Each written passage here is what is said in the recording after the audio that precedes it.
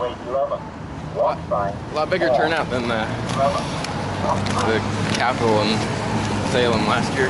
Oh yeah. I think a lot of people are pissed off. Right?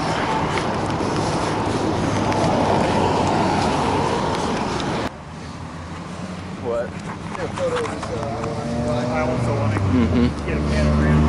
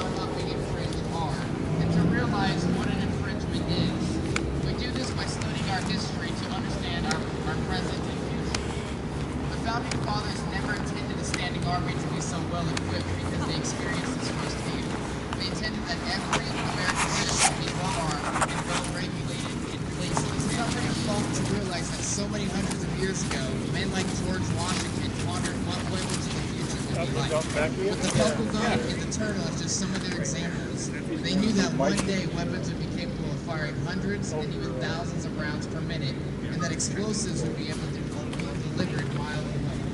Yet, they still wrote to the framework, shall not be infringed. It's time to take back the definition of infringements from our current administration. It's time to tell them that we no longer consent, nor comply, that we, as American citizens, will possess the weaponry available to us and render all unconstitutional legislation against this right null and void.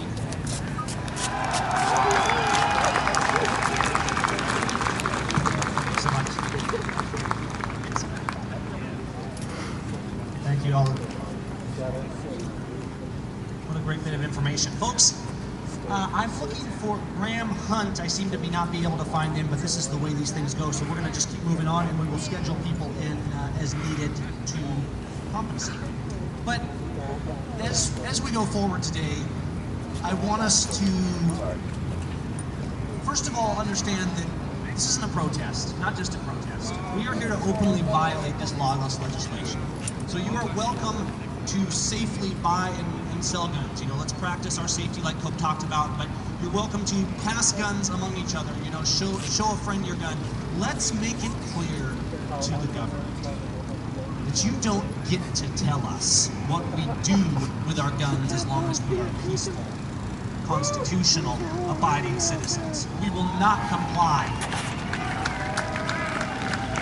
Now, a couple people have asked about hashtags, and we're going to, if you're Twittering or things like that, we're going to be using the hashtags Bold Liberty and also I Will Not Comply. So if you want to throw those out there. We also do have a live feed going. It's taking best advantage of the resources we have, but there is a live stream out there for people that want to watch, and they can check that out over on the website, callmegab.com. On the rally page, there's a link to that live stream. So with that, let me see, if we still don't have Graham Hunt, do we have Mike Siegel? Rallies before, and we've stood up and we've said no more. Here's a problem, America. We keep saying no more, and we keep taking more. And we need to stop taking more lawlessness from government. Yeah. We need to draw the line. Read my lips. The people should be armed equal to government.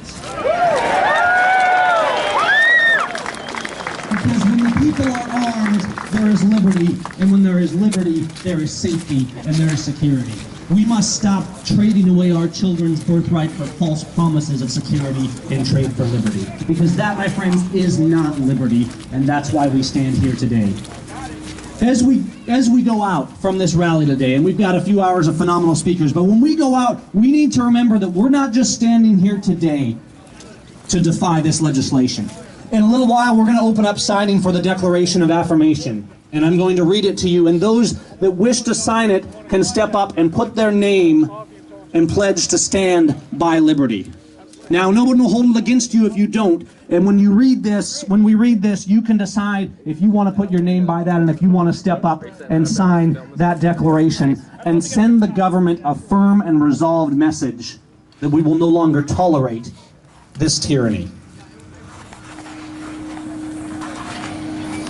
With that, we are going to have to move forward on our speakers. So let's go ahead. And is Nathan? Nathan, are you ready? Yes. Well, actually, there's something I'm going to talk to Gavin about momentarily. Bear with me just a second. Hang on.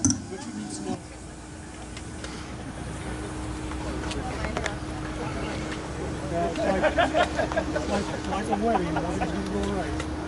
I don't need it. Vladimir, I promise I'll inform you. On greater flexibility after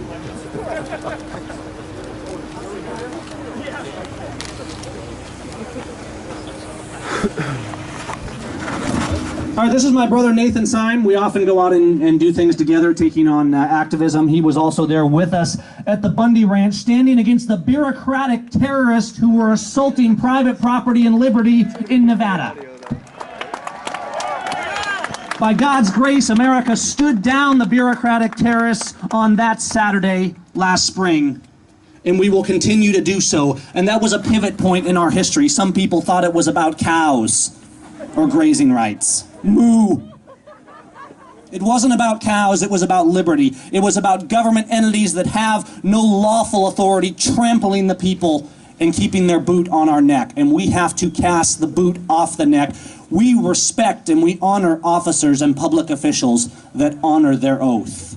But we must remember that a public official that does not honor their oath is a criminal, and they need to be regarded as such. With that, my brother Nathan Syme, let's give him a hand. As the Capitol dome comes out, I want to kneel down and photograph your weapon in the foreground of the Capitol. That's fine. My name is Nathan Syme, as Gavin already said. And I want you all to know that I don't want to be here. I'd rather be at home, spending my time on my own pursuits. I would rather be doing my own thing, but this is necessary. We need me here, we need all you people here. But as for me, I'm not here for my personal rights. I'm here for justice. Don't get me wrong, I believe I have a constitutional right to own and to carry this weapon and it cannot be infringed. But I am here because, as a Christian, my God loves justice and judgment. And justice says that what our government is doing is wrong. And if it is wrong, no matter what rights it may or may not violate, it is your job, your duty, if you are a believer, to stand against it. If you are not a believer, you ought to stand against it anyway, because if you don't, your future generations, your children, will be slaves. That is the truth. However, if you are going to stand for justice, for what is right, you need to make sure that you're not just doing it in public. It needs to be at home as well. If you expect to win a war of justice, you have to act justly in your own private life. You cannot say to the government, I defy your lawlessness, and live lawlessly. You cannot say, I will not let you take what is mine, but say, I want you to take my neighbor's money and send me a check every month. So if we expect the blessing of the God of heaven, of Jesus Christ on our battle, then whether or not we are Christians, we must have with us in our hearts and in our lifestyle a character, a way, of being just. We need to be looked at as honorable people, not just here in the crowd, but to our neighbors who live next door, to our children, to our wives. Furthermore, I am thrilled you are all here, and this battle is going very well. This is my third battle. This is a war. We are not going to win it in one battle. There's going to be other events, whatever they may be, you are going to need to support. When I went to Bundy Ranch, thought that I was going to be able to go and take my stand, do my duty, and go home and not worry about it anymore. That was absurd. Exactly. You don't win a war, and I'm not speaking of a violent war, but nevertheless, you don't win a war in one battle. So then, there's going to be another one. I don't know what it's going to be. I don't even know if it's going to be in Washington or who's going to arrange it. But I hope to be there. And I hope to see all of you there. God bless America.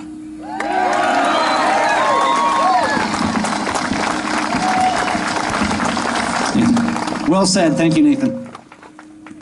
I hold my mic closer, I guess. Okay. You know, Nathan's absolutely right, because I get this often. You know, I go out and I do videos or I do these stands, and people think that I do this for fun. And going to government and saying no, and standing up and saying no, and putting ourselves out there is not fun. It makes us proud to stand up for what's right, and it should as Americans. But we have jobs, we have families. I'm a rather unexpected activist. I'm just a small business owning father. I make family portraits and put them on people's walls. I teach photography. So why am I up here standing for guns? I'm not up here standing for guns in particular. I'm standing for liberty and for America. And we need to remember that when the framers stood up, they were everyday men. They were people who said, we cannot tolerate this injustice any longer. And if we don't stand up, make no mistake, if we do not stand up, America, our children and our grandchildren will take back liberty at the price of blood. We have a duty to stand. Now, what I'm going to do, our speakers have got a little thrown off in terms of the schedule, but we have more showing up now. It's going to be a good slate. Is this Graham? Excellent. Let's go ahead and put Graham Hunt in, and then we're going to take a little break. We have some great vendors over here. You can get some coffee. You can mingle a little bit. We kind of have breaks roughly on the hour, and as we go along today, we're going to have some amazing speakers.